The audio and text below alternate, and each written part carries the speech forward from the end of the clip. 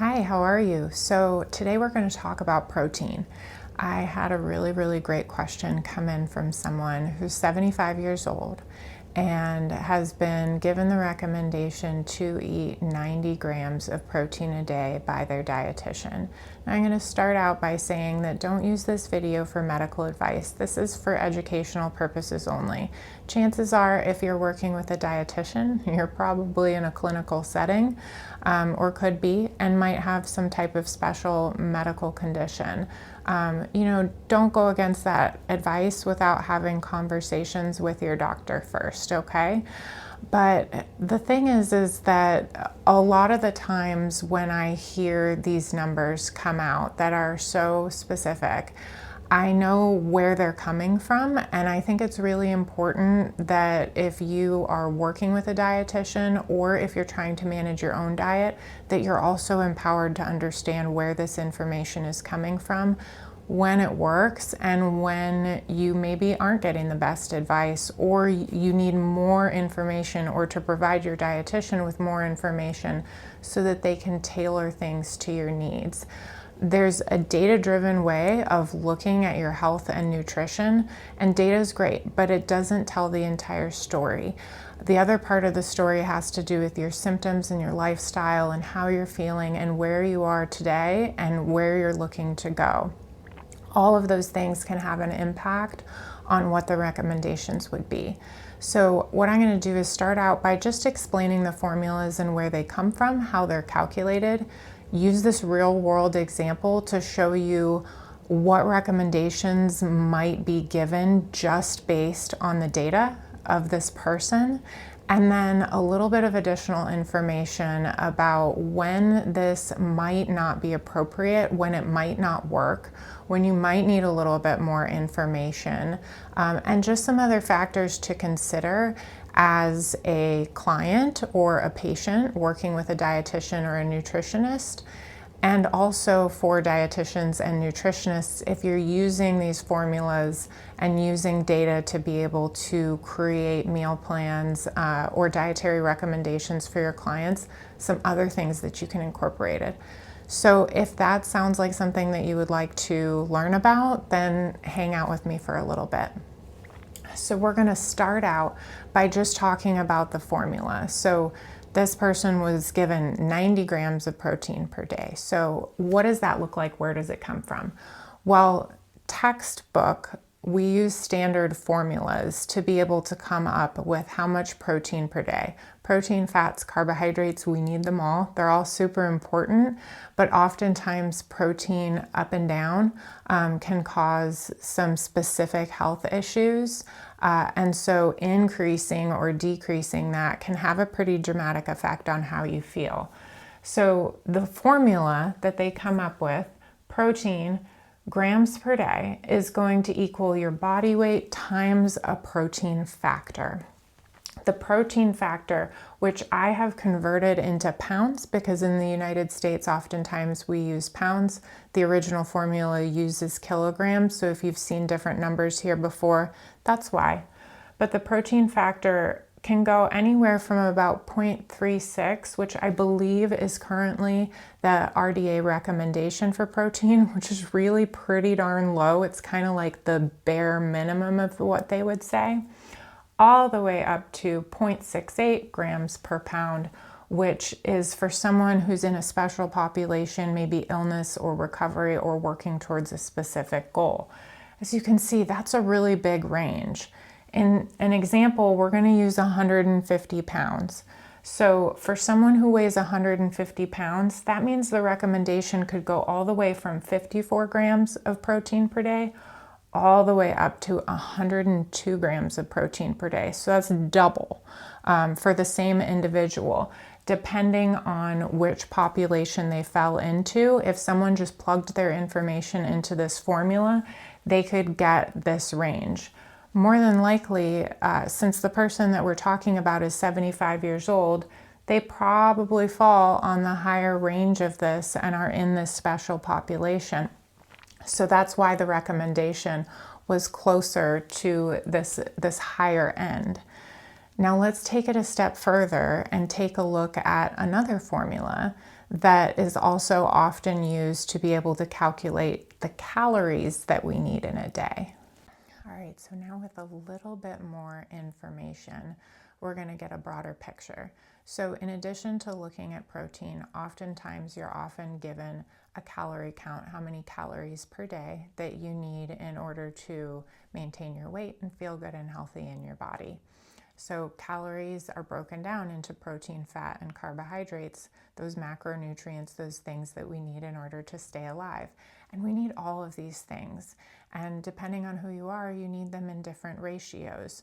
But again, if we go to the textbook and we look at how someone would calculate this just based on the data and the different factors, this is what they would come up with, or something similar to it. There's some nuances in terms of how this is calculated, but this is one that's been around for a really long time and is what I see used more often than not, or a version of this. So when we're talking about calories, we're going to be looking at your basal metabolic rate, so how many calories your body is using just by existing, just by being you, times an activity factor, so how much movement you're getting throughout the day. The BMR is calculated, and don't worry, you don't need to memorize this. There's tons of free online calculators for you to be able to plug this information in for yourself and get an idea of what that says. But you're going to be looking at not just your weight, that's a part of it, but you're going to be looking at your weight, your height, your age, and then that activity factor. So we're getting a lot more information input here to give us our output.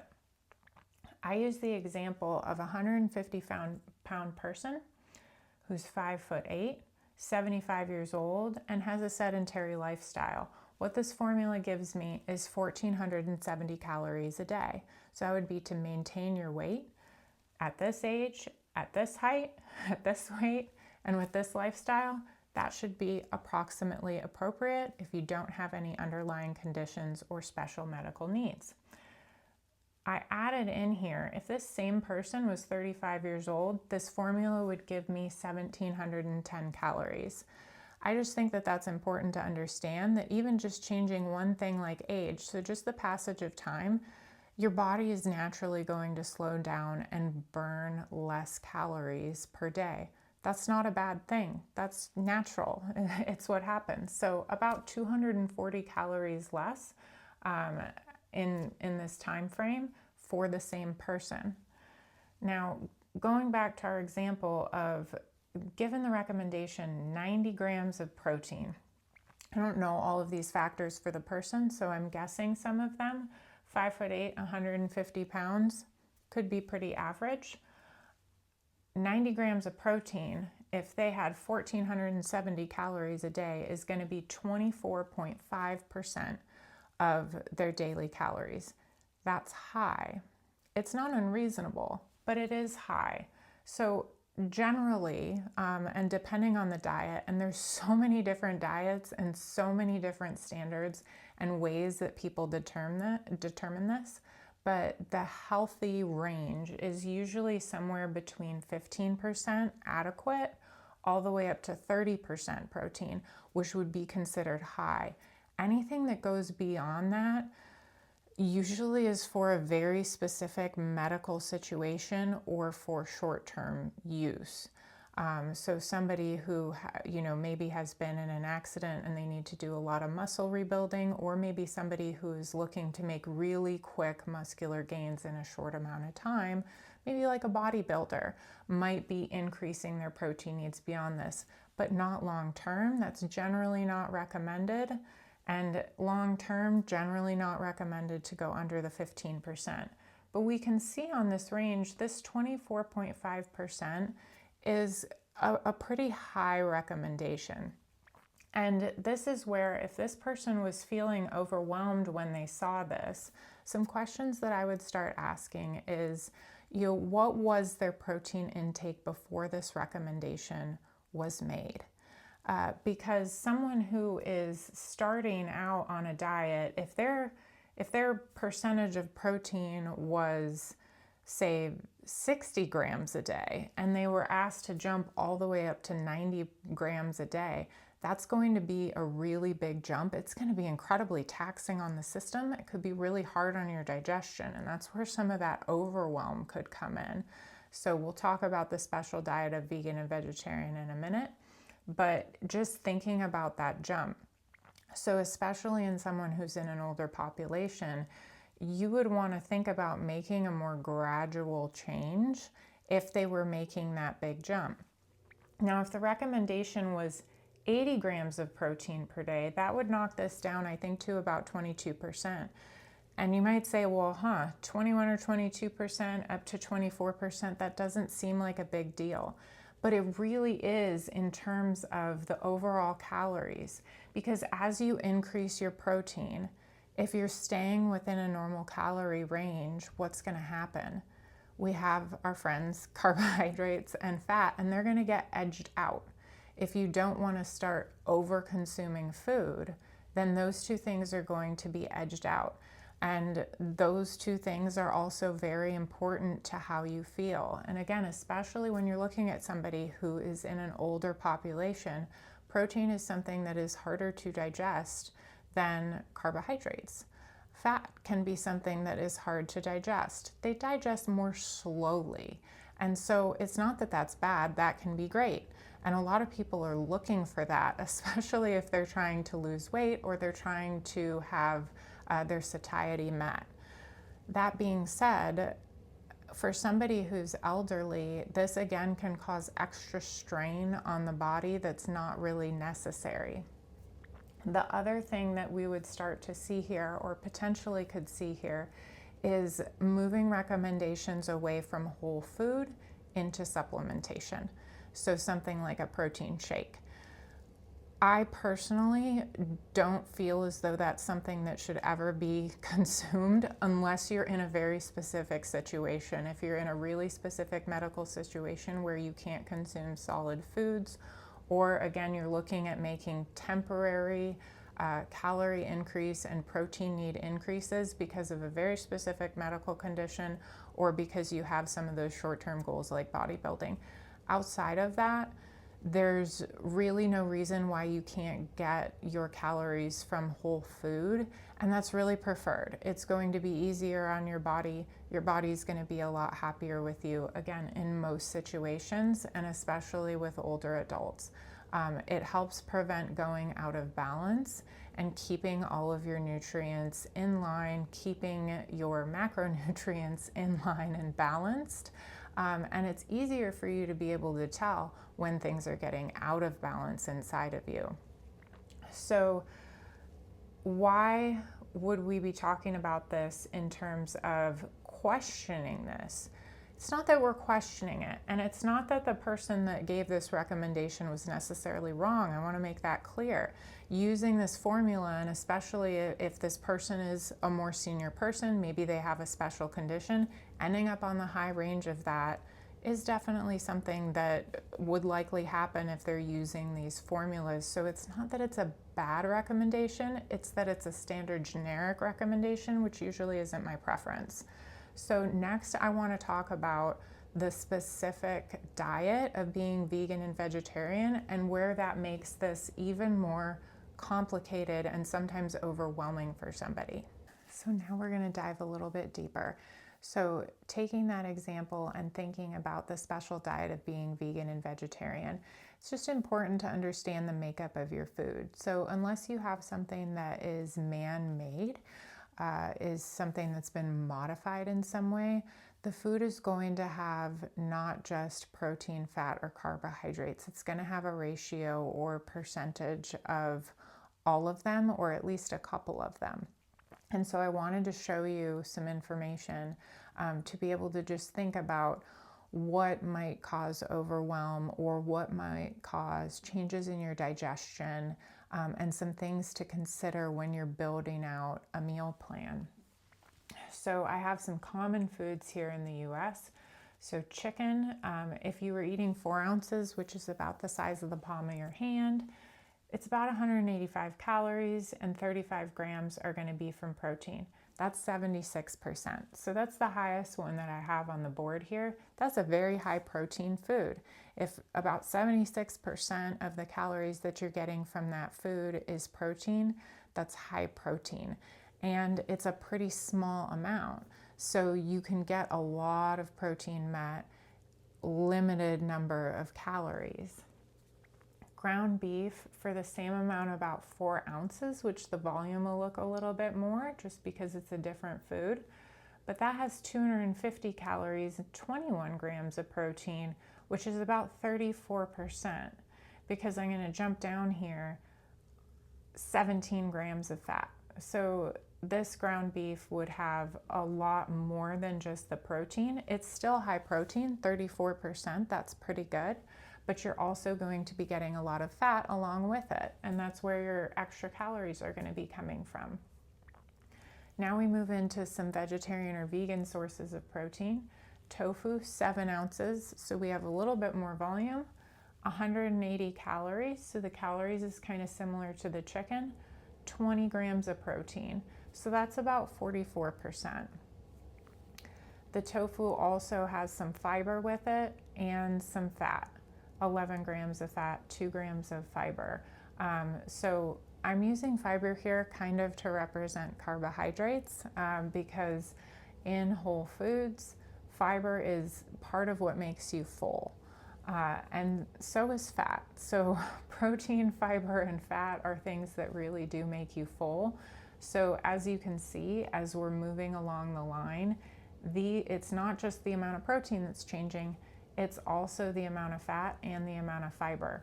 If we go down to lentils, a cup of lentils is 230 calories. That's 18 grams of protein, which is 31%. So these ones are the most similar, and then even though there's a pretty big disparity here, chicken and tofu, this would be one of the highest protein sources for a vegan in terms of percentage by weight of food. But you can see here with the lentils, there's 15 grams of fiber. There's no fiber in chicken or ground beef. Fiber helps keep things moving. It's fantastic for the body. We could make a whole other video. There's tons of them out there about how fantastic fiber is for you and how important it is for you, especially as you age and digestion slows down. It's really important that you keep things moving. Fiber is something that can help do that. There's different types of fiber, but I'm going to digress on that and just say that if you don't have a lot of fiber, you're probably going to be getting constipated.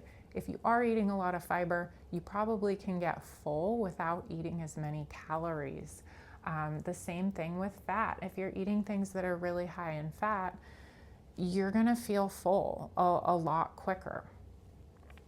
I put another example down here, which is almond butter. The reason why is because if we start just talking about vegans and vegetarians for a minute, oftentimes the high protein food recommendations aren't actually high in protein. They just contain protein, and that's the case with almond butter. So 190 calories, 7 grams of protein, 16 grams of fat, and 3 grams of fiber. So that's 15% of your calories from protein. 15% is not high. That means 85% of the calories that you're consuming are, in this case, mostly coming from fat. So it's not that that protein doesn't count. It definitely counts and it definitely adds up. But we just talked about the fact that fat makes you really, really full. And if someone is being told the information that almond butter is a really high protein food, and they start going after that as one of their primary sources, it's going to be really, really difficult to get their calorie needs met and to not be eating way too much fat. So this is a fat that contains protein. And if you look at something like ground beef, you're eating a fat and a protein at the same time. If you eat something like tofu, right, you're eating a fat and a protein at the same time, and a little bit of carbohydrates. If you're eating lentils, you're eating a carbohydrate that is also high in protein. You see where I'm going with this? It all connects together, and those ratios really are going to impact how you feel, how full you are and how easy it is for you to be able to meet your nutritional goals and keep everything in balance without consuming way too many calories, or throwing one of these other ratios out of balance if you don't have some of the education and the choices that can be made around making sure that you're prioritizing things that are truly high in protein, or are truly high in fat, whatever your goal is. It gets even complicated as you get older because, like we mentioned, your metabolism is going to slow down. So breaking down all of this food and digesting it can get a lot harder. So what can we do about that? What would a good meal plan look like for someone that has these nutritional goals if they wanted to eat primarily, in this case, vegan and vegetarian, without going over their needed calories and without feeling like they needed to be consuming food all day long in order to meet this goal? Let's take a look at what that looks like. All right, so now we're here. So we're here with this person who's overwhelmed, that is being told that they need to eat 90 grams of protein. And now we know where that recommendation is coming from and what that looks like in terms of the percentage of calories that they would need to be consumed. 75-year-old female, say they're 150 pounds, they need that 90 grams of protein and they're vegetarian. We need about 1,470 calories if we're going by the textbook, if we're going by the formula, and this person doesn't have any other underlying conditions. This is all the information that we have. Here's a sample diet plan of what that could look like. For breakfast, a cup of Greek yogurt, a third cup of cooked oats, half a cup of blueberries, a teaspoon of chia seeds. That's going to give us about 330 calories, 28 grams of protein, 7 grams of fat, and 6 grams of fiber. For lunch, we're going to have 3/4 cup of lentils. We're going to have half a cup of white rice, 1 teaspoon of olive oil, and a cup of cooked vegetables. This is going to give us 400 calories, 22 grams of protein, 7 grams of fat, and 8 grams of fiber. Moving over to dinner, we're going to have 5 ounces of tofu. We're going to have half a cup of white rice, 1 cup of cooked greens, 1 teaspoon of olive oil. That's going to give us about 420 calories, 22 grams of protein, 14 grams of fat, and 6 grams of fiber. Snack, we're going to have 3/4 cup of cottage cheese and half a cup of kiwi or another fruit. That's 180 calories and about 20 grams of protein. Now, they indicated that they were vegetarian and sometimes vegan, so that's why I added in some dairy products to help them out.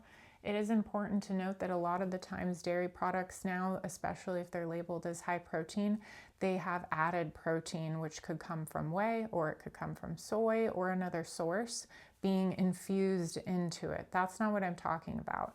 I'm talking about natural dairy products where the protein is coming from the food itself. But like, what just happened? There's a lot more to this diet plan than just making sure that their protein needs were met.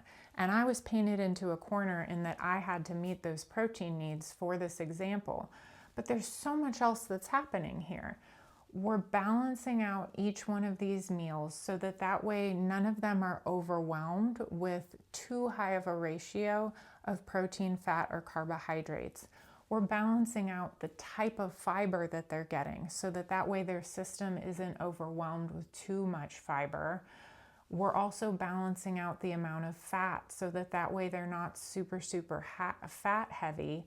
Not that fat is bad. Again, we're not going to villainize fat, but it's, again, something that contributes to feeling really full. So we want to make sure that we're spreading it out throughout the day. We've included white rice, which oftentimes people would say, oh, brown rice is better than white rice. Well, why? Because it contains fiber.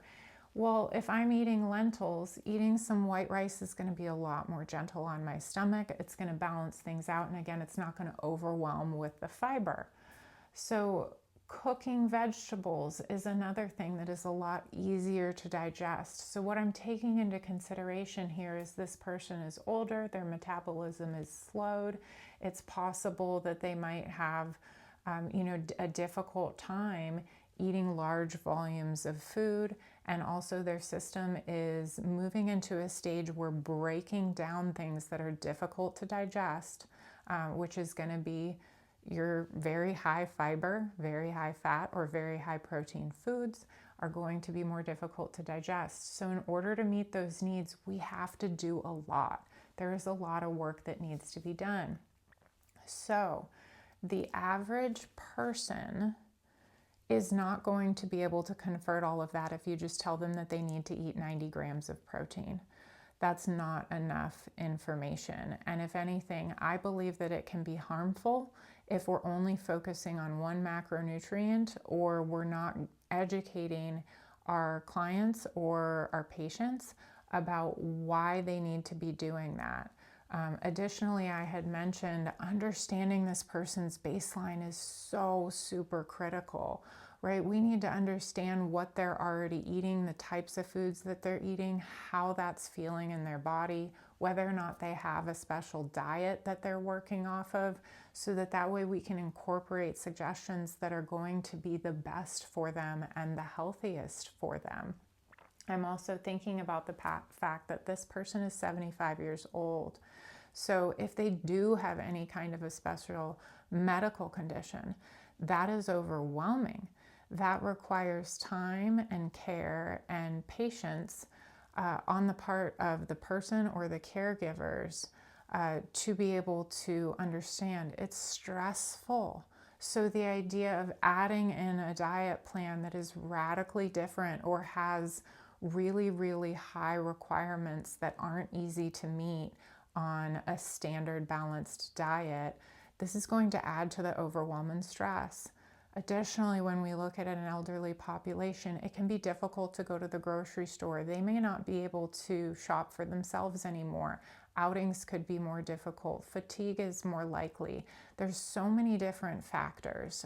So asking them to take that recommendation and go plug it into the computer and try to have the computer give them all their answers, sure, that's one way that you could do it. But if you're somebody who's in a medical or a clinical setting, or if you're in a boutique nutrition service, I'm going to say that using these formulas, while it could be a good starting point for the average person, when you're working in these special populations, you have to have more information and you have to educate that person on the why behind making the recommendations and give them tools to be successful with that.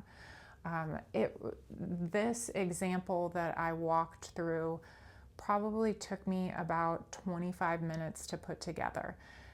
Granted, that's with my education and my background and my understanding, but I'm going to assume any dietitian has hopefully as much as I do. I'm not a dietitian, but I have a lot of knowledge and experience in the nutritional field. So I think that it's super critical and important to do that. Now, what I'm going to say for new dietitians, new nutritionists, I'm going to advise that you don't work with special populations right away. I was a personal trainer when I was younger, and the people that I started working with were typically between the ages of 20 and 45, and they were females that had no underlying health conditions or physical ailments, and most of them were looking to do what? Lose 10 pounds and tone up and look good in their bathing suit. Just to be honest, that population is really great for a new personal trainer to work with, because you're going to be able to use your formulas, you're going to be able to use some of the standard exercise plans, and they're probably going to see results. More than likely, all of those things. And then as you get to know those clients and you get to know the nuances, you're going to be able to start to build your educational background, your own library of what works and what doesn't for individuals. And then you can start to branch out and work with different types of people. It's the same thing in the field of nutrition.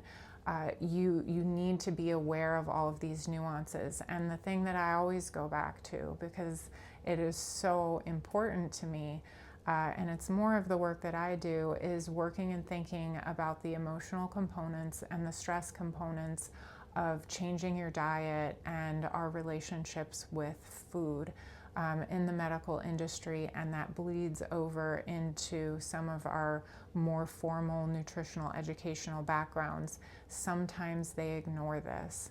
They forget about the fact that our relationship with food is so deep rooted.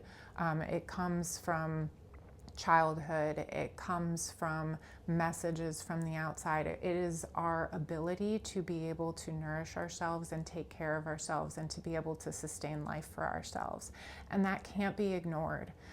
So please don't give generic recommendations without providing context and background to the individual, so that way they can be empowered and educated to be able to move forward with those recommendations. Compliance is important, right? That's a metric that a dietitian is going to be looking at. You want them to be able to comply, and you don't want them to be suffering. If you're giving them a recommendation that's causing them hardship, that hardship didn't need to be there in the first place. Those physical symptoms didn't need to be there in the first place if you slow down and you stepwise them into what your recommendation is, and you make gradual changes. Again, unless they're in a very acute medical situation where it's absolutely necessary that they change their diet. But in that case, I have the feeling you might be doing something intravenously. You might be doing something with shakes and supplements for a temporary or acute scenario. But for all of these other people that we're working with, be mindful of that population, empower them with information. And if you are a client or if you are a patient in this situation, as I mentioned at the very beginning, please don't go against the recommendations of your doctor or your dietitian until you've had a conversation with them and explain what's going on and why you feel like you can't meet that. And hopefully, if you have a good one, they're going to have that conversation with you. But if you're not in that situation, you're just wanting to get healthy, you're just wanting to take control of your health, and you're trying to have some additional support to be able to do that, right? Ask questions. Ask the why behind their making the recommendations. And the really good ones are going to want to educate you and give you that information. Or if they don't know, or they're using a formula, they'll say so. They'll say, hey, this is the textbook based on these different data points, and that's why I'm giving you that recommendation. And then maybe have that discussion to why that may or may not work for you, or why going outside of that recommendation might not be in your best interest. But it's a good thing to start opening up the door and having those conversations. Transforming that recommendation into a detailed diet plan is, it's a little bit of magic, right? It's a little bit of science, it's a little bit of magic. It's very, very personal. So I hope that this was helpful for you. I hope that you learned a little bit maybe about how food is broken down, how it works together, and some of the different factors that come into play when making decisions about changing and modifying your diet.